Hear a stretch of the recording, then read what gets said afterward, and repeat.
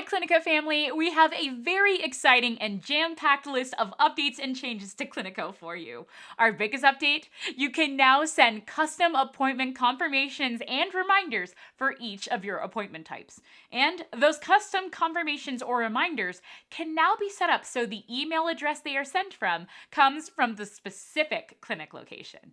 We've also given password changes and the practitioner settings page a facelift.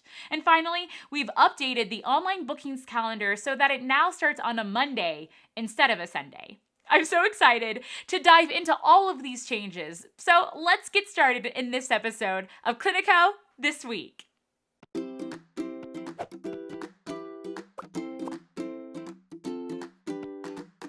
Custom appointment confirmations and reminders are finally here, everyone. You can now set up unique emails or SMS messages for each of your appointment types. Want to give detailed parking instructions for first or initial appointments? Want to remind everyone to bring their own yoga mat for certain classes? Or maybe you want to send reminder emails at a different time than SMS reminders.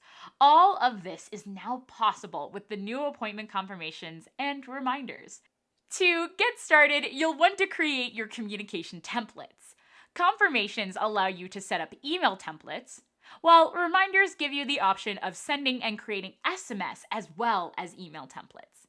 When you start creating a new template, it'll look similar to the previous appointment reminder/confirmation settings. You can assign a template to multiple appointment types, so you'll only need to create the templates as needed. I have a template for initial appointments, group classes, and follow-up appointments, but you could create as many as you need. Once you've created your communication templates, we'll want to start associating the template with our appointment types. To do this, head to Settings, Appointment Types.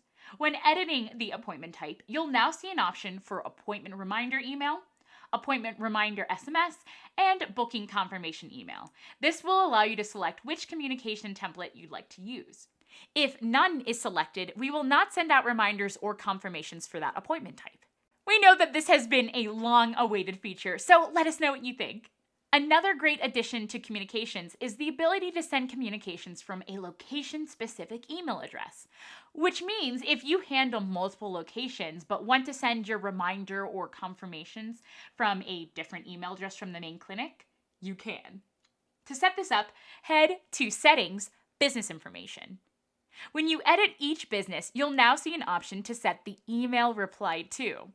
If this is not provided, the default email reply to address will be used, which can be adjusted via Settings, General Settings if needed. Anytime a reminder or confirmation is sent out, the email address specified here will be used as the reply to, so any replies to those emails will go straight to that email address as well. We've also changed how our emails are sent, so you no longer have to worry about emails going to spam due to emails being sent on your behalf. Instead, we'll be sending from a Clinico email address, but the reply will still go to wherever you specify. Emails that get sent from your Clinico account will now appear as your clinic's name via Clinico in your patient's inbox. Finally, we've given a number of pages and certain tasks a new look. To start, the practitioner settings are now available on a separate page. Simply select Edit Practitioner Settings when editing a user to access these. Additionally, when editing your details or another user's details, we now require the user making the change to verify their password and two-factor authentication code. This adds an extra layer of security when making important user-related changes. Also, when changing passwords for yourself or others, this is also now done through a new interface. You'll be asked to verify your credentials in a similar manner. Our final facelift was to online booking. We have changed the calendar so it now starts on a Monday instead of a Sunday.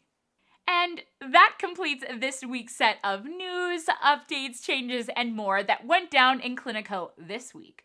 But of course, I will be back with more. Until then, have a wonderful week, Clinico family and friends. Bye!